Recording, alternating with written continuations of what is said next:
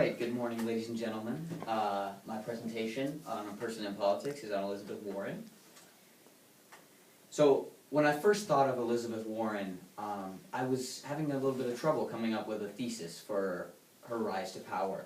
But I settled on the fact that she's come from such low backgrounds and humble beginnings, and she became a very powerful political figure and is continuing to become one through primarily her academic career. And I also thought that she transcends the role of a normal senator, because she goes past the usual roles of the people in that position. So Elizabeth Ann Warren, she was born with the last name Herring, was born in 1949 to working class parents in Oklahoma. She was a star debater in high school, and she attended George Washington University on a debating scholarship.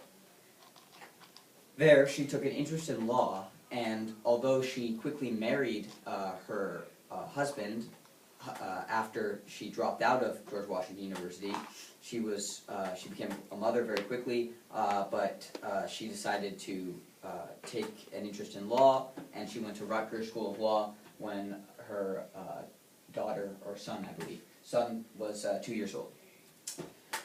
So after she became a lawyer, she worked in several private law firms, but that lasted only for a couple years, and she moved to academia.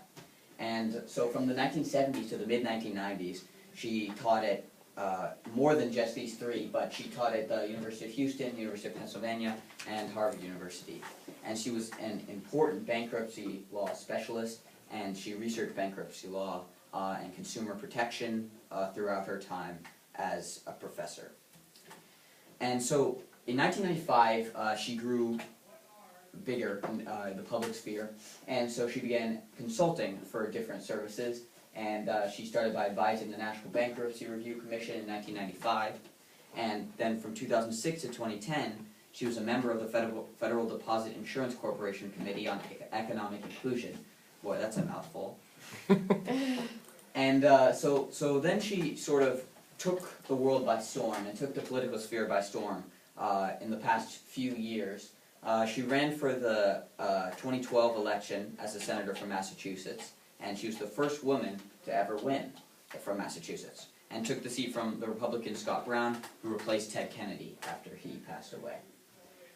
Her history with economics and law allowed her to rise to the forefront of the Senate very quickly, because she's so intelligent, and she quickly gained stead on the internet especially, and there are many clips of her that went viral, either in speeches or in interviews. She became a popular guest on both sides, so Fox News and MSNBC. She was on different talk shows very often, and I will play a clip of her, one of the clips that made her more famous, right here. This specifically is talking about banking collapses, Senator, I will. And whether regulation leads to more banking collapses, or whether it can prevent them. I'll push back, though, on the relative security that you're portraying Glass-Steagall to have given us, because Continental Illinois in the early 80s was the seventh largest bank in America. It failed, almost set off basically another major banking crisis. Shouldn't we just tell the American consumer that no matter what we do, there will be bank boom and bust cycles, no matter what the laws and regulations? You can't protect everything. No, that is just wrong. Why? Look at the history. I have looked at history. We're filled with booms and busts from the Dutch tulip crisis to now. From 1797 to 1933, the American banking system crashed about every 15 years. In 1933, we put good reforms in place for which Glass-Steagall was the centerpiece. And from 1933 to the early 1980s, that's a 50-year period, we didn't have any of that. None. We kept the system steady and secure. And it was only as we started deregulating, you start hitting the S&L crisis, and what did we do? We deregulated some more. And then you had long-term capital management at the end of the 90s, and what did we do as a country? This country continued to deregulate more. And then we hit the big crash in 2008. You are not going to defend the proposition that regulation can never work. Well, I didn't say regulation. So that's a good taste of how she talks. She's very intelligent, and she is not afraid to express her views. So I looked at her former roles as a senator, and they're pretty clear. As a senator, she can focus more on policy rather than re-election because she has a long period, 6 years, to be tenured in that position. As a senator, she can also introduce bills and vote on others, and she can vote to approve treaties and officials. And those are all well and good, and great roles to have, and important ones, but there are also some more informal roles, or appointed roles, that she has that influence her influence. So, sources of power. She's a prominent Democrat, and so she can control many Democratic policies to some degree. And many people have said that although she may not run for president, it's a chance for her to inject some of her political ideology into the Democratic platform. And whether or not that will happen is, we will see. Her committee assignment in the Senate, she's in the in the Department of Banking, Housing, and Urban Affairs, and so she can influence economic policy, and she is very high placed in that committee because of her history as a bankruptcy lawyer and an economic researcher. She's also in the Committee for Health, Education, Labor, and Pensions, and so there again she can influence health, labor, and education issues from the Senate.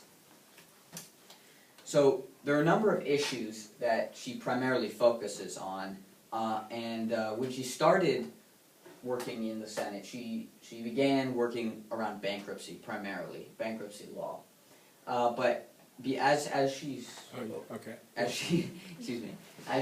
gained stead and gained ground in the Senate, she's expanded to all sorts of different economic policy, especially those related to personal finance and consumer protection. She advocates very clearly for protecting the consumer at all costs and against deregulation and big banks. So, what have I learned from studying Elizabeth Warren? There may not always be a link between academia and politics. With George W. Bush, you can see that's clear. But Elizabeth Warren bridged the two and made herself a strong politician as a result of her experience in academia. And there's more to any politician's role than just what is in our founding documents, and that much is clear with Elizabeth Warren. Surely, if you take nothing else away from this, take away that. She has done so much, and a lot of it is not related to her specific roles that are delineated in the Constitution for being a senator. So I'll end with a look to the future. Elizabeth Warren is not up for re-election until 2018, so she has a while to prepare for that race and a long time to influence policy as a senator before she has a chance to be re-elected. And while many believe that she may run in the upcoming presidential election, she has said repeatedly that she will not. I personally believe that even if she does run, she does not have the base, as say Hillary Clinton would, to put up any kind of fight in that race. So thank you for watching. Any questions?